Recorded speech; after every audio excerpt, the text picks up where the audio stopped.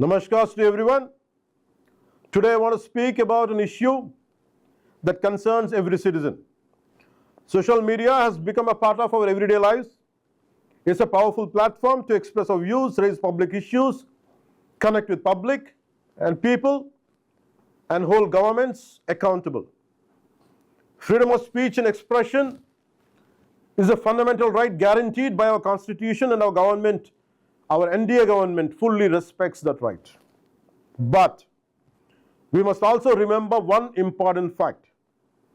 Freedom of speech is not absolute or unconditional. It has its own limitations, and it comes within its own legal implications when it violates the rights of others. Article 19, Clause 2 of the Constitution places reasonable restrictions in the interest of the sovereignty and integrity of India, national security, public order, decency, morality, defamation, and preventing incitement to offenses. In simple words, freedom of speech does not mean the freedom to abuse. I reiterate, freedom of speech does not mean the freedom to abuse. You have the right to criticize government. You have the right to question us. You have the right to disagree with our decisions. This is democracy, and we welcome it. But abusing someone, issuing death threats, spreading false allegations, targeting women, insulting religious beliefs, attacking someone's dignity, or provoking violence are not protected under the Constitution. They are criminal offenses. Over the past few years, we have seen a disturbing increase in the misuse of social media. People are hiding behind fake accounts to spread filthy language, personal abuse, character assassination, false propaganda, fake allegations without evidence, morphed content, death threats, and organized harassment. Women are being targeted with unacceptable abuse. Even our gods and goddesses are being insulted with malicious intent. This is not freedom of expression. This is not healthy criticism. This is not democracy.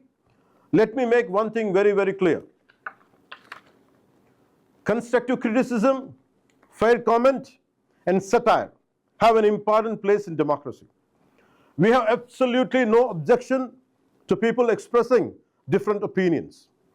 But malicious falsehoods, hate speech, criminal intimidation, cyber harassment, organized abuse, and deliberate attempts to destroy someone's reputation cannot be accepted in the name of free speech. Another point I want to make very clear is this. Crime has no caste. Criminals have no caste. Crime has no religion. Criminals have no religion. Crime has no political affiliation. Criminals have no political affiliation. No one should commit an offense and then try to hide behind your caste, your religion, or politics. Before the law, every citizen is equal, and every offender will be treated equally. To every citizen who has suffered because of social media abuse, I want to say this. You're not alone. Your government stands with you. The Deputy Chief Minister's office will establish a dedicated mechanism to receive complaints relating to social media abuse. Citizens can submit screenshots, links, videos, and other digital evidence. Every genuine complaint will be examined and forwarded to the appropriate authorities for legal action. I also appeal to responsible citizens to help identify fake accounts and habitual offenders who repeatedly misuse social media to spread abuse, threats, misinformation, and hatred. This is not just the government's responsibility, it is our collective responsibility. Whatever criminal offences are disclosed, strict legal action will be taken under the Bharatiya Nyaya Sanhita, BNS, the Bharatiya Nagarik Suraksha Sanhita, BNSS, the Information Technology Act 2000, and other applicable laws. Depending on the nature of the offence, legal action may include BNS Section 351, criminal intimidation, including death threats and anonymous threats. BNS Section 352, intentional insult intended to provoke a breach of peace. BNS Section 353, false statements, rumors, and electronic communications that create public mischief or incite offences.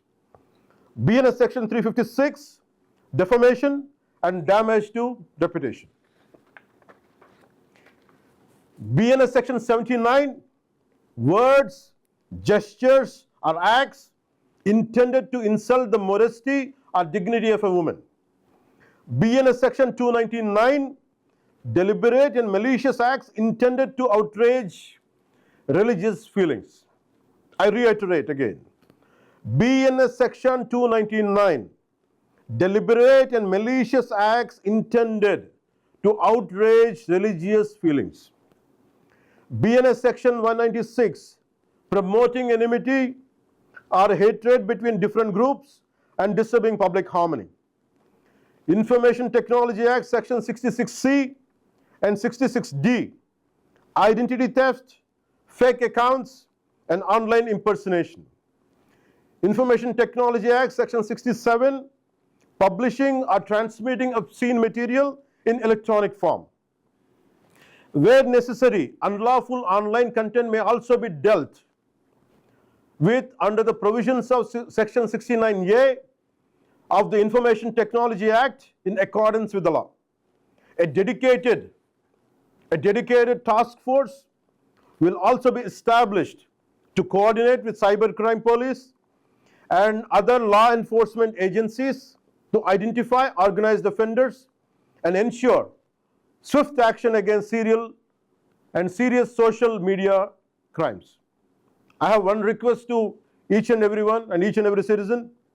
If you come across fake accounts, death threats, abuse against women, insults to religious beliefs, organized misinformation, or any unlawful content, do not encourage it by forwarding or by amplifying it. Preserve the evidence, screenshots, URLs, dates, and other details, and report it to the authorities. Your cooperation can help prevent many, many crimes. If stronger safeguards are required, further, the government is prepared to examine appropriate legislation. I'm saying it again. If the so-called laws are not enough, if stronger safeguards are required, the NDA government is prepared to examine the appropriate legislation to address the misuse of social media while fully protecting the constitutional right to freedom of speech. Finally, let me leave you with one simple message. Our words should reflect responsibility. Our language should reflect respect. Our freedom should always be exercised with accountability. Social media should bring people together, but not to divide society. You question us, you criticize us, you express your opinions, but do it with dignity. Do it with responsibility. Do it with respect for the law. This is how we strengthen our democracy. If you cross your lines, be ready to face the consequences. Thank you and Jai Hind.